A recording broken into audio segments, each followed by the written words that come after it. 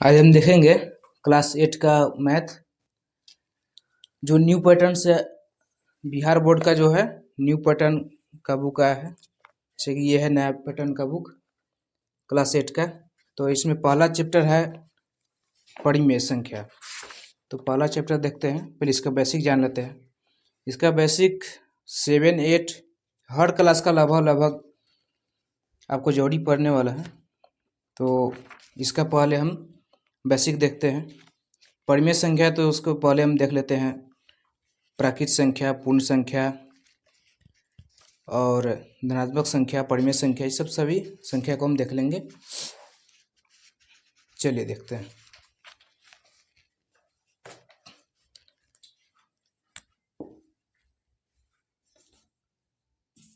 Class 8 का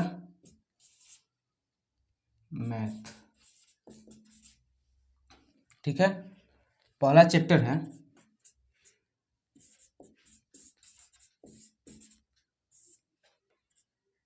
परिमेय संख्या, ठीक है। पहला चैप्टर है परिमेय संख्या।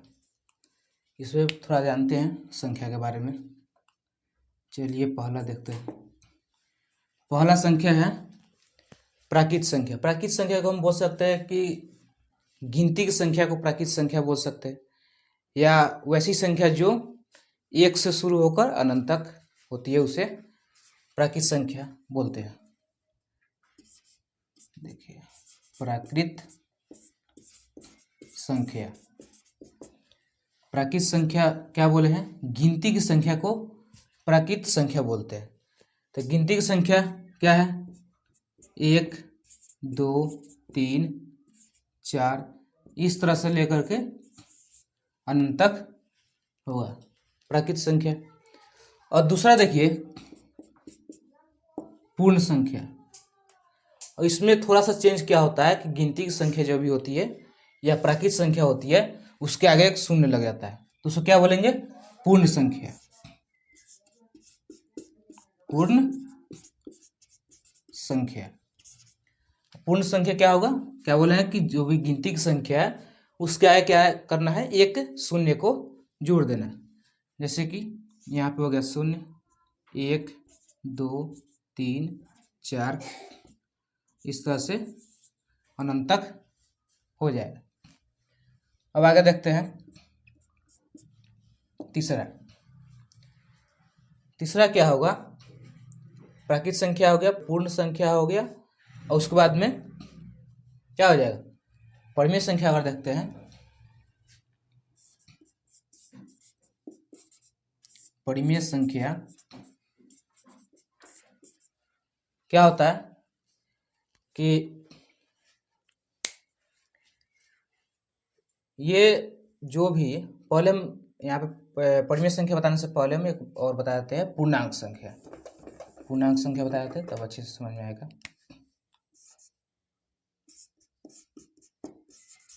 पूर्णांक संख्या। पूर्णांक संख्या क्या होता है? शून्य की संख्या, धनात्मक संख्या और ऋणात्मक संख्या, ये तीनों मिलाकर जो समूह बनता है उसको क्या बोलते हैं? पूर्णांक संख्या बोलते हैं। जैसे कि ये हो गया, ये शून्य की संख्या हो गया, और क्या होगा? इधर जो बाएं साइड होगा, अगर इधर से देखें तो ये दाहिने साइड हो जाएगा। तो दाहिने साइड जो होगा यहाँ पे धनात्मक संख्या हो जाएगा, यानी 1, 2, 3 इस तरह से अनंत तक होगा। और यहाँ पे बाएं साइड में देखें, यहाँ पे ऋणात्मक संख्या होता है, -1, -2, -3 इस तरह से लेकर के आपका अनंत तक हो जाएगा। और आगे देखिए चौथा देखते हैं परिमेय संख्या।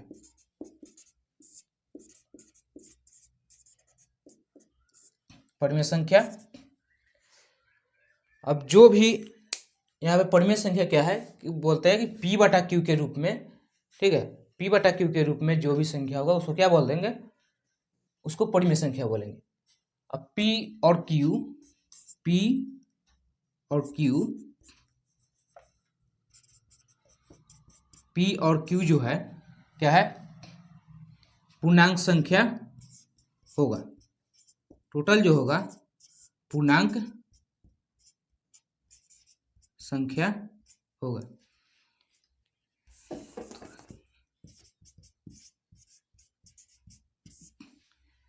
P और Q ये पूर्णांक संख्या हो सकता है कि -2, -1, 0, 1, 2, 3। लेकिन एक छोटा सा क्या कंडीशन है कि Q जो होगा, जो Q होगा वो 0 के बराबर नहीं होगा। Q होगा तो 0 के बराबर नहीं होगा। P हो सकता है, ठीक है, लेकिन Q नहीं होगा। अब देखिए, अब देखते हैं कि प्राकृत संख्या, क्या दो प्राकृत संख्या को अगर हम जोड़ते हैं तो हमें प्राकृत संख्या ही प्राप्त होगा? क्या दो प्राकृत संख्या को हम घटाएंगे तो वो प्राकृत संख्या ही प्राप्त होगा? और पूर्ण संख्या, परिमेय संख्या, इस तरह से हम सभी को देखने वाले हैं। तो प्राकृत संख्या को देखते हैं। दो प्राकृत संख्या कोई भी ले लेते हैं, जैसे कि हो गया 4 और यहाँ पे 7 ले लेते हैं। कितना हो जाएगा? 4 और 7 को यहाँ पे हम जोड़ेंगे, कितना हो जाएगा? 11। तो क्या हो गया? प्राकृत संख्या प्राप्त हुआ कि नहीं है? तो दो प्राकृत संख्या को जोड़ने पर हमें प्राकृत संख्या ही प्राप्त होगा।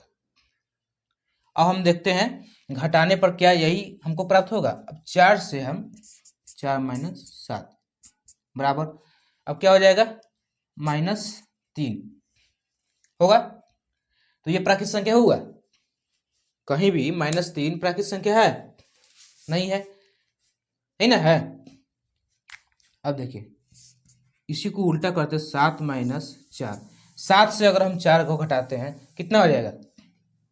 3 होगा। तो यहाँ पे क्या हो गया? प्राकृत संख्या हमें प्राप्त हुआ, लेकिन यहाँ पे प्राकृत संख्या हमें प्राप्त नहीं हुआ।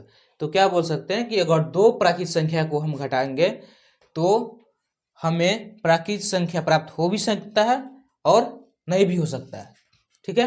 अब गुना करके देखते हैं। तो गुना करने पर क्या होगा? 4 × 7 7 चौका 28 होगा कि ना? 7 चौका 28। तो ये क्या है? प्राकृत संख्या है, क्योंकि अनंत तक है ना, है कि ना? ये अनंत तक हो गया। अब यहाँ पे भाग करके देखते हैं। 4 में 7 से अगर भाग करते हैं या 7 में 4 से भाग करते हैं तो कितना आएगा? ये दशमलव में आ जाएगा, है कि ना? 0 कितना हो जाएगा? सस्ते 49 नहीं, 7 42, 35, सस्ते 49, लगभग ये होगा। तो ये प्राकृत संख्या है? नहीं है, ये प्राकृत संख्या नहीं है। तो क्या होगा कि दो प्राकृत संख्या को जोड़ने पर हमें प्राकृत संख्या मिलेगा, और प्राकृत संख्या को घटाने पर हमें प्राकृत संख्या मिल भी सकता है और नहीं भी मिल सकता है, ठीक है। और गुणा करने पर मिलेगा। तो ये दो श्योर है कि ये मिलेगा ही मिलेगा। लेकिन ये जो है घटाओ और भाग, तो भाग तो नहीं हो सकता है। अगर यही अगर हो 8/4, तो क्या होगा? यहाँ पे 2 हो जाएगा। 2 तो प्राकृत संख्या है ना, तो यह क्या है? यहाँ पे हो भी सकता है और नहीं भी हो सकता है। इसी तरह अगर पूर्ण संख्या में देखा जाए तो क्या होगा? अगर पूर्ण संख्या में देखा जाए तो ये भी प्लस में हो जाएगा और माइनस में नहीं हो भी सकता है और नहीं भी हो सकता है, और ये भी कंडीशन सेम पूर्ण संख्या के लिए भी लगता है। और यहाँ पे है पूर्णांक संख्या। पूर्णांक संख्या को देखेंगे अगर, तो दो अगर पूर्णांक संख्या को जोड़ेंगे, मान लें कि हम यहाँ पे है 1 और -1 ना, तो ये धनात्मक है और एक ऋणात्मक है। तो अगर दोनों को हम जोड़ने की कोशिश करते हैं तो क्या हो जाएगा? ये 0 आ जाएगा। तो 0 तो है ना, तो यहाँ पे क्या हो जाएगा? जोड़ने पर भी हमें क्या होगा? पूर्णांक संख्या प्राप्त होगा, ठीक है। अब इस तरह से परिमेय संख्या क्या है? परिमेय संख्या हमको निकालना है, और एक और उसमें कुछ दिया गया है नियम, जैसे कि क्रम विनिमय है ना, क्रम विनिमय के नियम। तो क्रम विनिमय में क्या होता है? जैसे कि मान ली कि ये ए है, ए और बी दोनों को जोड़ दिया और इसको ले आकर के यहाँ पे अपोजिट कर दिया, यानी उल्टा कर दिया कि बी को ए में जोड़ दिया। इसको क्या बोलते हैं? क्रम विनिमय है ना, है नियम, है कि ना। अब यहाँ पे हम कुछ भी रख सकते हैं, कोई हम संख्या ले लेते हैं। मान लिया कि यहाँ पे हो गया 2 और ए को क्या हो गया, और यहाँ पे हो गया मान लिया कि ये 5 हो गया।